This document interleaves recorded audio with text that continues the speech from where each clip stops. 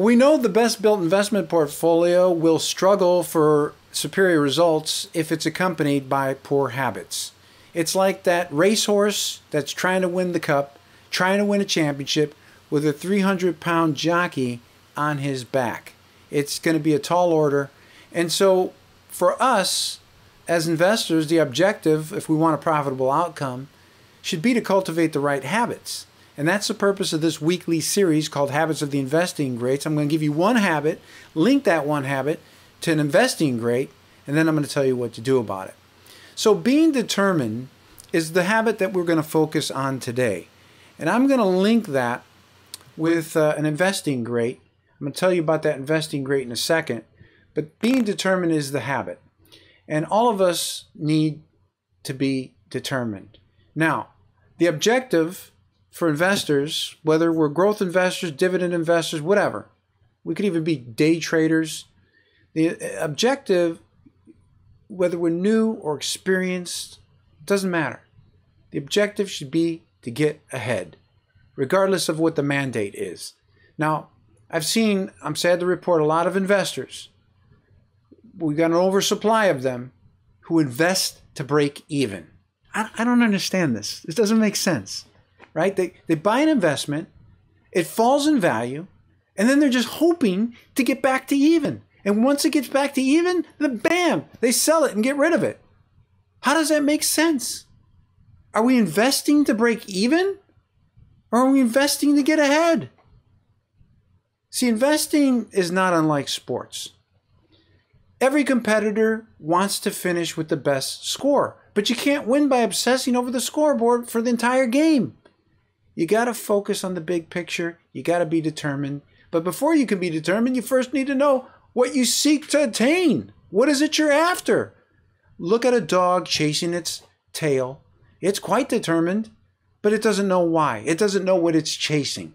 And so a common characteristic of the investing greats is they always know what they're chasing and why. The investing greats have a crystal clear picture of what they're after. And so we should be the same. We have to know what we're trying to achieve. We have to have a vision of what that big picture objective is. So let's talk now about Chris Gardner. Some might say, well, this is not an investing great. What are you talking about, Ron? Have you gone mad? Well, Chris Gardner, when we think about it, he doesn't really follow the stereotype mold of an investing great.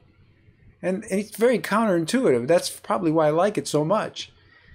But he's a highly prized example that embodies all of the wonderful attributes that are associated with investing greatness. So let me tell you a little bit about his life story. He was at one point broke and homeless, but he'd never let that extinguish his confidence of a better future or his determination to achieve. Instead of sulking about his depressing plight or finger pointing or blaming people for his lack of success, he didn't do any of that. Chris Gardner had an insatiable desire that led him out of the ashes and to become a millionaire business owner by starting his very own securities firm called Gardner, Rich & Company.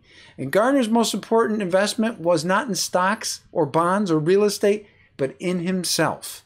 Remember, net worth without self-worth has little value.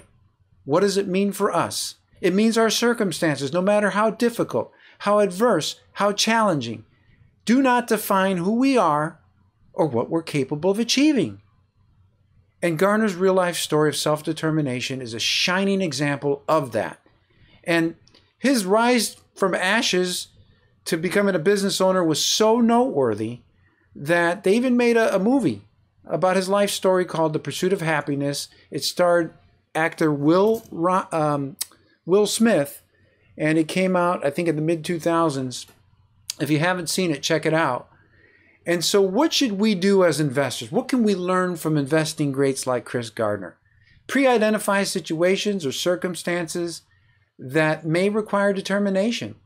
Practice in your mind how you're going to respond to those challenges. Visualize yourself winning. Recognize that your self-worth will impact your net worth.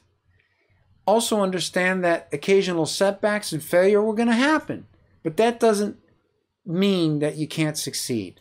Also, use previous experiences or challenges that you've had, that you've overcome, to help push you past new obstacles that arise. Embrace change to improve. Understand that you can't win the game watching the scoreboard. You got to continue playing. You got to continue being determined. Implement a proven investment philosophy and let the score take care of itself. Overcome your fear and doubt by rereading or even fine-tuning your written investment plan. And if you don't yet have a written investment plan, you need to get one. And I've got a template that you can use in my online class titled Build, Grow, and Protect Your Money, a step-by-step guide. I'll post a link below and you can enroll. But in the end, we know that having goals is important, but it's not more important than coupling those goals with unwavering determination. And so if you've enjoyed this particular episode of Habits of the Investing Greats, I hope you have. Be sure to like this video. Be sure to follow and subscribe ETFguide TV. Check out my grading service at portfolioreportcard.com. And you can also get my book, Habits of the Investing Greats. It's available at Amazon. Thanks for watching, and we'll catch you next time. Take care.